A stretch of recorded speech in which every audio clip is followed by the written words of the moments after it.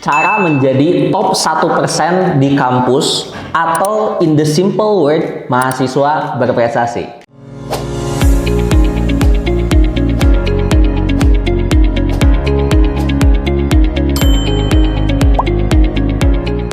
Hai, aku Zamzami, Chief Marketing Officer di Globi. Yang dulu ketika kuliah, aku pernah jadi mahasiswa berprestasi di universitasku dan pernah terpilih menjadi 21 ajudan milenial gubernur Jawa Barat dari 11.171 pendaftar, pernah ke 10 negara gratis, dan aku sering juga nulis di paper, nulis di koran, nulis di media, itu lebih dari 50 artikel yang udah aku tulis. Jadi pertanyaannya, bagaimana sih kita itu bisa menjadi top 1% di kampus? Tapi sebelum ke sana, mungkin teman-teman juga bertanya, top 1% di kampus itu seperti apa sih? Jadi kemarin-kemarin, aku tuh baca salah satu jurnal yang judulnya tuh Analisis Kesuksesan Karir Alumni Program Mahasiswa Berprestasi di Perguruan Tinggi yang ditulis oleh anak-anak IPB. Nah, di sini itu dijelasin bahwa sebenarnya untuk menjadi top 1% di kampus atau sering disebut sebagai mahasiswa berprestasi, itu sebenarnya mereka adalah kombinasi antara kemampuan akademiknya, soft skill-nya, sama personality-nya itu seperti apa. Kalian akan bertanya nih, gimana caranya untuk bisa menjadi top 1% itu? Hal yang pertama yang perlu kalian pikirin adalah pakai namanya reverse thinking atau berpikir terbalik. Bukan biasanya yang dilakukan 1% apa, tapi yang dilakukan oleh 99% lainnya itu apa? Kalian pasti udah tahu lah, kalau misalkan yang 1% dia akan ikut lomba, dia bisa ikut penelitian dosen, dia rajin, IPK-nya bagus, kalian pasti udah tahu. Tapi 99% yang orang lain lakukan tuh apa? Misal, orang-orang biasanya kalau kuliah ngapain aja sih? Oh, dia misalkan 99% lainnya ya orang pasti kuliah, nongkrong, balik, kuliah, nongkrong, balik. Atau misal habis itu kuliah, main game, kuliah, main game. Kebanyakan 99% itu akan seperti itu. Ketimbang yang tadi, jadi bagian dia 1%-nya ini. Karena jadi bagian 1% ini, dia akan menjadi orang yang benar-benar limit banget. Kebanyakan dia akan melakukan hal yang berbeda ketimbang orang yang 99% tadi. Nah, yang kedua yang perlu kalian pahamin adalah top 1% itu bukan tentang dia yang lebih hebat, tapi sebenarnya dia yang lebih fokus. Nah, orang biasa itu kan kebanyakan melakukan banyak hal. Setelah melakukan banyak hal, dia akan cepat bosen. Habis bosen, dia akan pindah lagi. Nah, sedangkan yang top 1% ini, dia itu bener-bener fokus aja dalam satu bidang. Dia daleminnya tuh sampai dalam banget.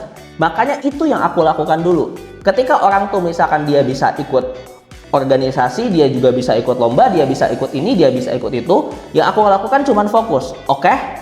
Ketika aku kuliah, aku akan fokus ke konferensi internasional, aku fokus ke bikin paper. That's it. Aku cuman fokus ke sana, aku mencoba menjadi yang terbaik di bidangnya. Sampai akhirnya ketika aku kuliah, di tahun 2019, itu di semester 3, aku udah dapet mahasiswa berprestasi itu gara-gara sering nulis-nulis akademik itu. Meanwhile, di semester 3 di kampusku pada waktu itu, boro-boro ada yang dapat mahasiswa berprestasi untuk dia misalkan bisa jump in dapat beasiswa ke luar negeri atau misal presentasi di luar negeri, itu sangat-sangat kecil untuk persentasenya. Nah, dan aku pernah dengar satu quotes yang cukup bagus banget, yaitu the man who chases two rabbits chases another. Ketika teman-teman tuh mau melakukan kedua hal berbarengan, kalian jadi pecah fokusnya, jadi 50 jadi 50. Ketika teman-teman melakukan mungkin 3 hal lainnya, juga jadi 30-30 gitu. Dan juga 60 gitu. Jadi benar-benar nggak bakal fokus. Tapi ketika teman-teman pilih nih, oke, aku mau bidang apa? Aku mau fokus misalkan di MUN. Aku mau fokus di konferensi. Aku mau fokus di paper. Aku mau fokus di debat. Nah, ketika teman-teman udah pilih, coba fokus dulu untuk itu sampai teman-teman bisa menjadi top 1% at least di bidangnya dulu. Dan yang perlu teman-teman tahu, banyak orang yang gagal tuh bukan karena dia kurang pinter loh. Tapi sebenarnya dia itu terlalu banyak banget terdistraksi. Terdistraksinya sama banyak hal. Misal, sekarang lagi eranya TikTok. Orang-orang ya scroll TikTok, terus orang baca-baca sosmed, terus kebanyakan overthinking. Yang harusnya yang teman-teman lakukan tuh ya bukan itu. Dan emang pasti menjadi top 1% itu, dia pasti akan boring. Karena ya belajar, repeat. Dan itu juga yang pasti top 1% di kampus lain juga lakukan. Nah, poin yang ketiga adalah mereka itu main di game yang berbeda. Jadi mereka tuh nggak hanya nih sekerja keras doang. Mereka cuma misalkan kayak kerja keras doang, balik, terus habis itu tuh belajar lagi, ngampus lagi, nah nggak kayak gitu. Tapi mereka itu memilih game yang tepat untuk dimenangkan. Misal, kalau teman-teman tuh udah tahu bahwa di kampus teman-teman itu nggak banyak yang ikut MUN, makanya teman-teman akan jadi step in untuk ikut MUN tadi. Dan itu yang aku lakukan. Ketika aku ngelihat ternyata di angkatan aku tuh pada waktu itu fokusnya emang ke bidang lain, lomba-lomba debat, MUN, aku memilih untuk ke konferensi internasional karena belum banyak yang jump in di sana. Sehingga ketika misalkan aku jump in di sana, itu akan menjadi top listnya. Ketika teman-teman misalkan mau ikut, ya bakal disponsorin. Ketika teman-teman itu mau nanya ke dosen, ya bakal disupport gitu. Karena teman-teman jadi top list untuk itu. Jadi contohnya nih, ketika teman-teman itu belajar, itu jangan hanya belajar biasa aja.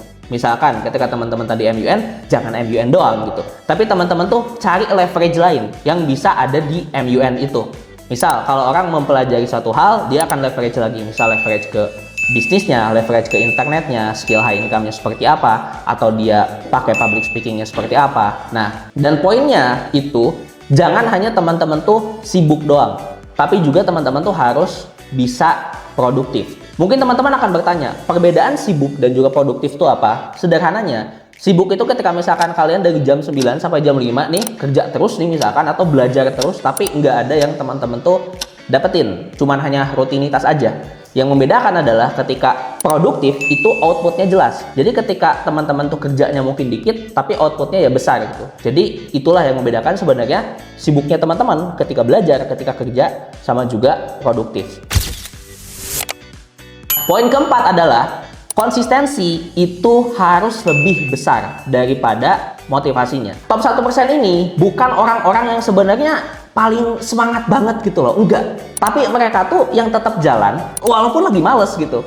Misal, kita itu di Globi punya namanya tempat les untuk private coaching. Bisa MUN, kompetisi internasional lainnya juga, kayak misal debat, paper, dan lain-lain.